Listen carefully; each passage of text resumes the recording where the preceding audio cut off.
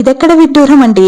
ఒక తల్లి తన కూతురికి పెళ్లి చేయాలంటే ఆ ఇంట్లో అత్తమామలుండాలి, ఆడపడుచులుండాలి, బావమరుదులుండాలి, అందరూ ఉండాలి, పెద్ద కుటుంబంగా ఉండాలి, ఆస్తులు పాస్తులు కూడా ఉండాలి. అలా చూసి పెళ్లి చేస్తుంది. కానీ ఆ కూతురు ఆ ఇంట్లో మాత్రం కాపురం చేయకూడదు. వేరే కాపురం పెట్టేవాళ్ళన్నమాట వెంటనే. ఎందుకంటే తన కూతురికి చాలా కష్టమైపోతుంది కదా!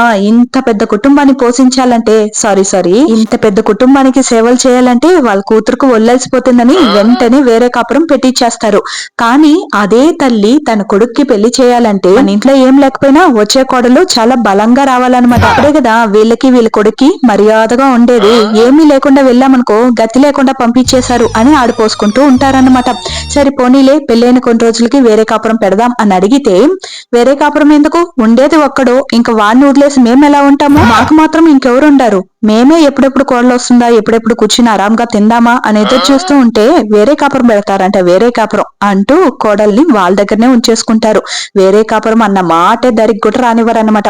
కూతురేమో ఎవ్వరికీ సేవలు చేయకూడదు, కానీ కోడలు మాత్రం వీళ్ళకి సేవలు చేస్తూనే ఉండాలబ్బా. ఇదెక్కడి న్యాయమో నాకైతే అర్థం కాలేదు. మీకు అర్థమేంటో చెప్పండి.